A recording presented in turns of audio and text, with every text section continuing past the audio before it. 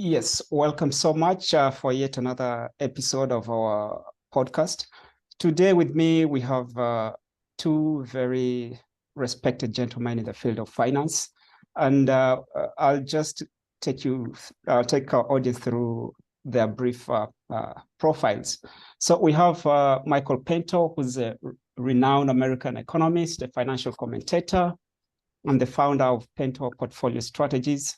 He's a well-known figure in the financial industry, as I've said. He's been widely featured in CNBC, Bloomberg, Fox News, the Wall Street Journal. He's a renowned adherent of the Austrian School of Economics and a strong advocate of sound monetary policy. He's also the author of the book, The Coming Bond Market Collapse, How to Survive the Demise of the US Debt Market. And it's funny that we're talking about this because on the 22nd of April, you'll be marking 10 years after writing your book. And I just thought maybe for this introduction, I would, put that in. Michael has also served as the vice president at Euro-Pacific Capital. And he has also been able to work on the floor of the New York Stock Exchange. So the second gentleman, Axel Merk, is as well, he's a renowned economist on the West Coast. He's the president, founder, and chief investment officer of Merk Investments. He's also the author of a book, Sustainable Wealth, Achieve Financial Security in a Volatile World of Debt and Consumption. So both of my guests today are the core themes of their books. They feature some element of debt. And we shall be delving briefly into that during the course of our discussions. I must also emphasize that Axel Merk is a well sought after thought leader in the financial world. He's been also featured, just like Michael, on Bloomberg, CNBC, the Wall Street Journal, among other reputable financial media. So to begin our conversation today, I'll just, and gentlemen, before I begin, I must thank you so much for being so gracious with your time. I understand both of you have very busy schedule, and I am very grateful for that. So to begin our questions, I would want to take us to the debate of active versus passive management. I know both of you are advocates of active management, and to begin with, we have seen that in recent years, there's been a growth of passive investments. And we see many investors choosing to invest in low-cost index funds rather than actively managed funds. How do you see this trend evolving in the coming years, and what impact do you think this will have on the overall performance of the stock exchange across the board? Gentlemen, I think we can begin with Axel. Right, let me phrase it in a bit of a historic context. Investors used to make active decisions based on the soundness and fundamentals of companies. And I'm simplifying a little bit, but with the financial crisis of 2008, the Federal Reserve started just pushing all asset prices higher. And it, quote unquote, didn't really matter anymore what you invested in because, quote unquote, everything went higher. And in that process, a lot of people who made active decisions went out of business. So we've lost a crucial skill.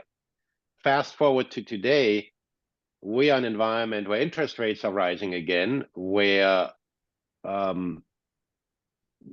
doing anything may not be profitable anymore. And by the way, that was one of the reasons for these thematic investments.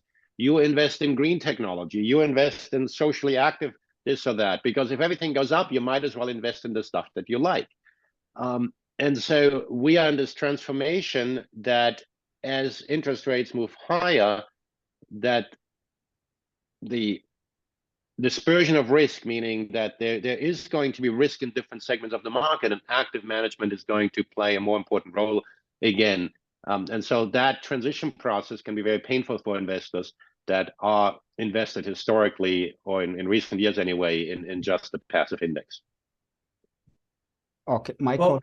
Well, first of all, Roy, great job on your podcast. Thank you for having the great Axel Merk with us, and God blesses you with a wonderful and successful podcast. I'm sure it's going to be a big hit.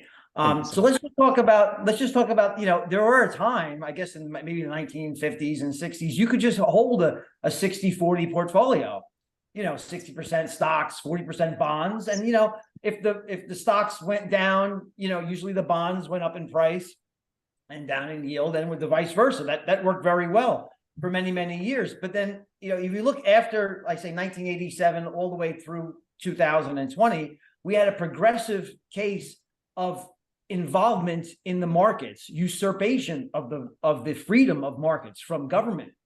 And we see since 1980 all the way to 2020, 40 years of almost a linear contraction in interest rates from 20% to 0%. And what that meant was you had both stocks and bonds were in a bubble.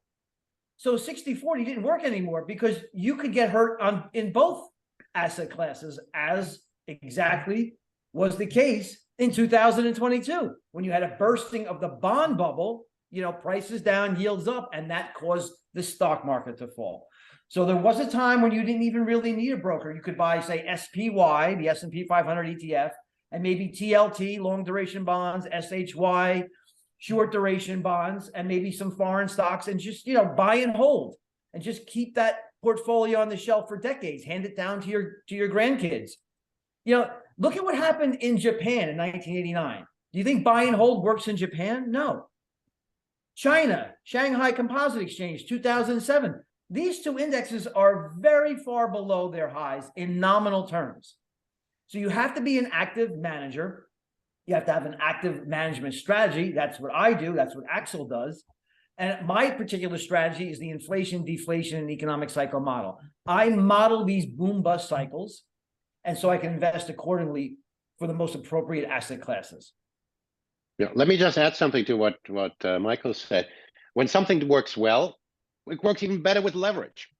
And so people have been using a lot of leverage, and one of the very commonly used institutional investment strategy is what's called a risk parity strategy, where you allocate equal, quote unquote, buckets of risk to each equities and bonds.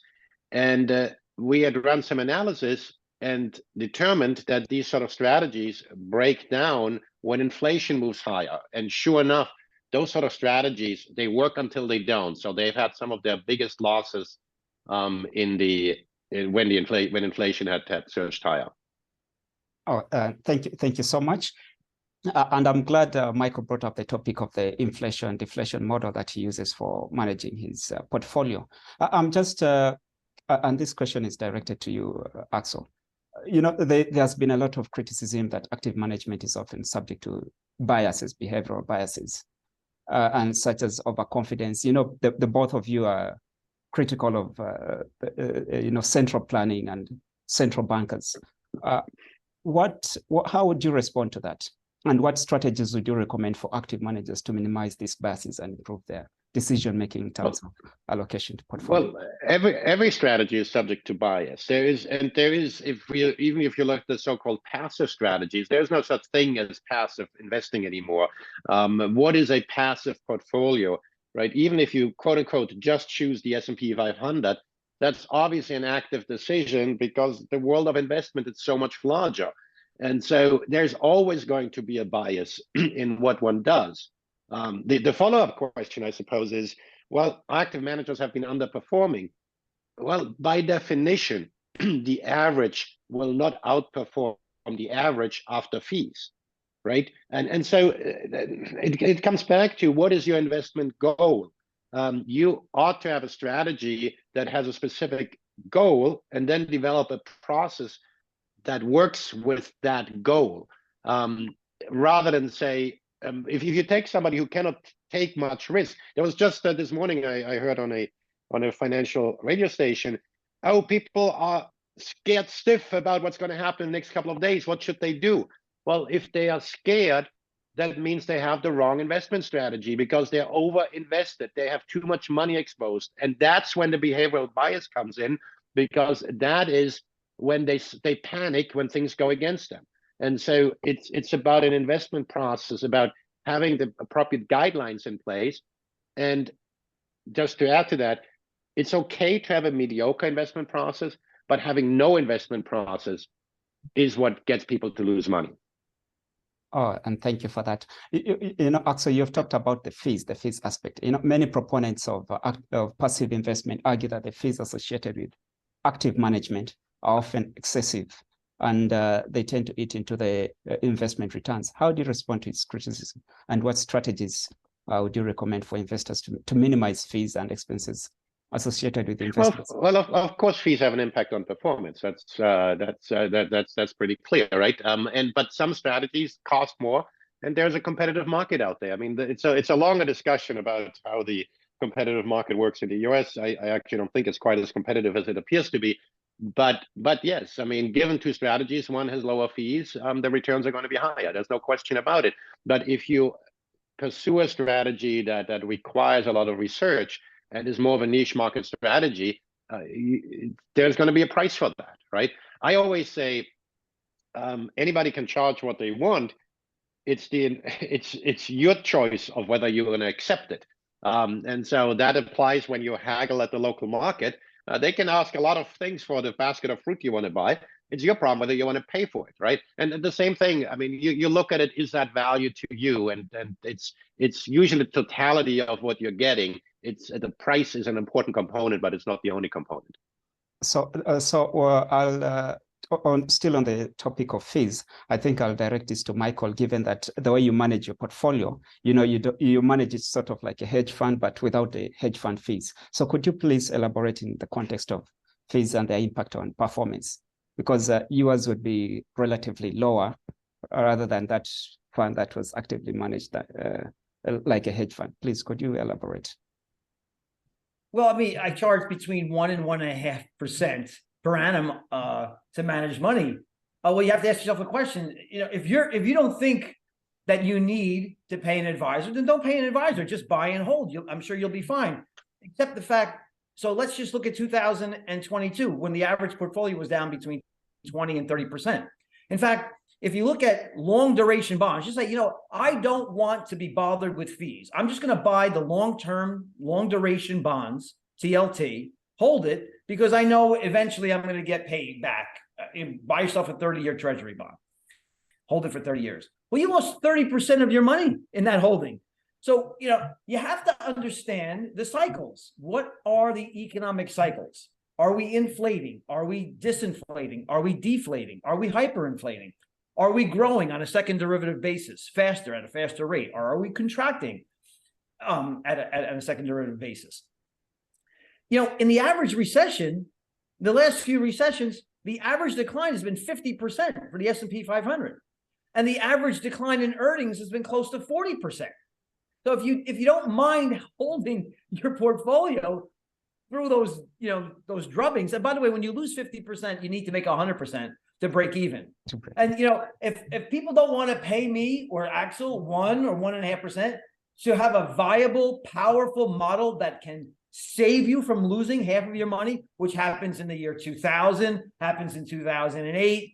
You lost 30% in the Russell 2000 in 2018. You lost 30% in 2020. You lost 30% in 2022. I mean, this is a roller coaster ride that you don't have to get on if you want to pay a fee to a manager who actually has a proven track record to save you from that distress. Oh, thank you so much for that. And you know, with the current environment, and both of you and I have been talking about the low interest rate environment for quite some time, for over the years.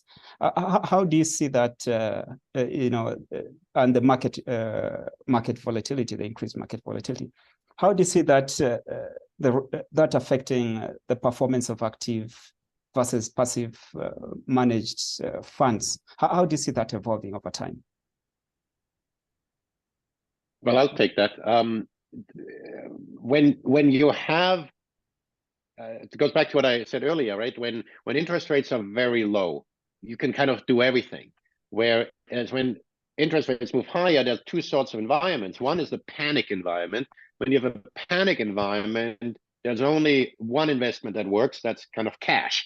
But when the panic is through, you tend to have, I call it a greater dispersion of risk. And it's a very fancy way of saying that active management will work, that the strong players will succeed and the weak players will fail. Now, obviously, there might be value in something, but when you allow the market forces to play out, which is much easier to happen in a higher interest rate environment, there's still going to be plenty of distortion in it. And then at the same time, right, if you just take it a little bit simpler, as what Michael points out, right, looking at economic cycles, look at inflation cycles, you don't need to, there are different strategies. You don't need to forecast what stock ABC is going to the next 5 minutes. If you get the big cycles right, you can save yourself from huge disaster, right? And it's a little bit more difficult than you might think, right? We talk, if you can forecast a recession, you know that historically speaking, stocks have performed rather poorly in recessions. But forecasting that isn't so trivial. And so we all have our secret sauce in doing that. And then Michael obviously had made his living to do that. And so, yes, I do think there's value in pursuing a strategy like that. There's, of course, no guarantee that any one of them will succeed. But I do think actively managing that sort of risk is important. And by the way, the retail investor panics, the professional investor manages risks. It might ultimately be the same thing, because managing risk means taking down leverage, taking down risk as well. But the difference is that you have a plan, and that's how you avoid that this behavioral bias that you talked about earlier is taking the better hold of you. And if you put it into a process, I think you'll be better off at the end of the day. So I think this question will go to Michael. How would you encourage a hybrid management strategy, one that combines the elements of passive and active? Would I encourage active and passive? A hybrid that has. No, I don't think, today's environment demands active management. The yield curve right now is minus 100 basis points. You look throughout history, when did yield curve inversion, where the 2-year note is above the 10-year note yield, when did that happen? Let's see, 1929, 1981. These are not just recessions. These are really bad recessions and depressions. So the yield curve is signaling that we're in for a very big recession. And if that's the case, like I said, if you want to hold stocks throughout, and Axel's exactly right, the correlation of R squared goes to 1 for almost all assets. What is the one thing everybody needs to have in a recession, and especially a depression? They need dollars. They need cash. They need short-term treasuries. So that's the only thing that's going to save you if we have another credit market event. And then on the other side of that credit market event, let's just say eventually Powell does pivot and he goes back to zero interest rate policy, ZIRP, and quantitative easing again, just after inflation was at a 40-year high, and if you measure it accurately, was at an all-time high, 20% year-over-year inflation, shadow stats. And I believe that more than I believe the BS from the BLS. Well, what do you think if Powell pivots back after a depression and a credit market freeze, when you can't float commercial paper or junk bonds and the shadow banking system blows up?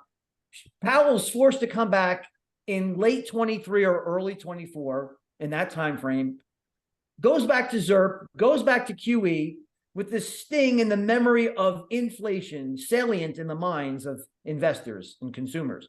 Well, he's going to go from depression to something that probably resembles intractable or runaway inflation. Probably won't go hyper. I define hyperinflation as over 1,000% per month inflation. So you're talking about the Australian Pengo. I don't think we'll go that far, but certainly we will go higher than 9.1% on the CPI. So you have to change your strategy dramatically from one that owns short-term treasuries, bonds and bond proxies in that correlation of 1 credit crisis, to one that eschews bonds. You don't want any fixed income in your portfolio when you're going into hyperinflation, or at least intractable inflation. So these are the things you have to think about, gentlemen. And I'm sure Axel knows, and I'm sure you're aware now too, Roy, that in this environment, this is not a normal construct. This is not your granddaddy's stock market. And we must invest actively. And that is a mandatory process to embrace. So, Michael, one thing I'd like to just add, I'd like to add, and I'm not going to endorse anyone's strategy, but our common friend, Ben Bernanke, the former Fed chair, to praise him for a moment. He wrote a book that was very torturous to read, but he made an excellent point, I think, that I think a lot of economists in particular are neglecting. Once you have high inflation, the inflation process is no longer linear.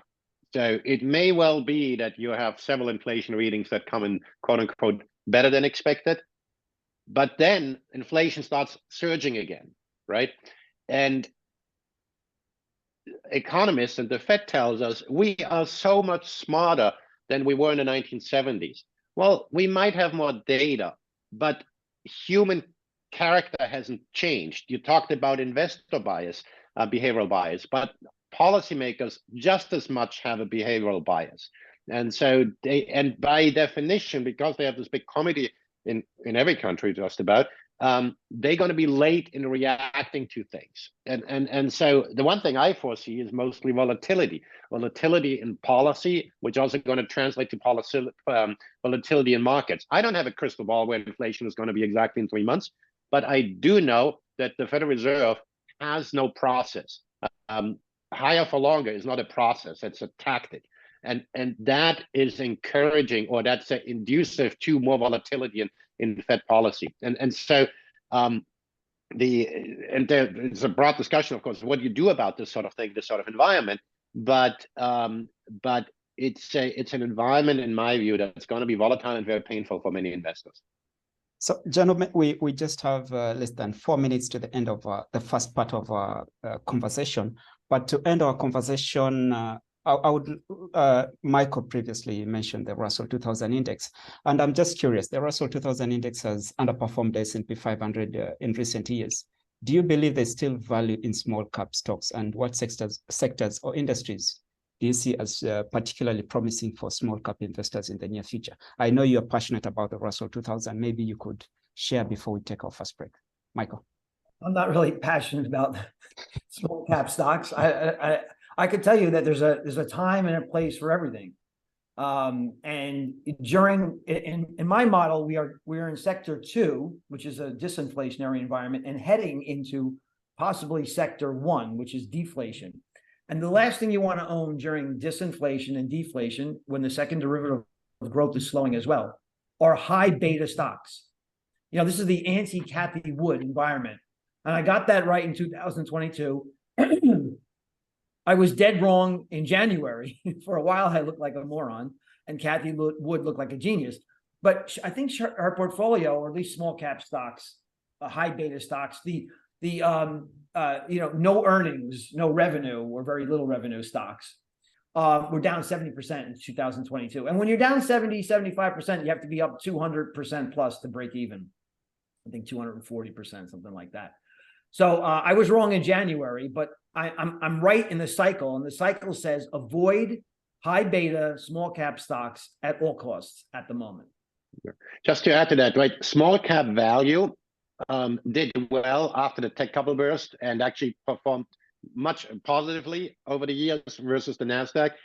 And one of the hallmarks we've had so far, we haven't had many collapses that have had quote unquote systemic risk. And so in some ways, we have this unwinding currently happening in a somewhat more orderly fashion. And so it is possible that small cap value will do okay certainly relative to, at least in my view, relative to high beta stocks, right? And so that's, I think, where those small caps come in periodically. Oh, gentlemen, thank you so much for this interesting first segment of our conversation. So we shall take a break for the second segment, which will be beginning in just a few minutes. So I'll hope to see you there shortly. Thank you so much.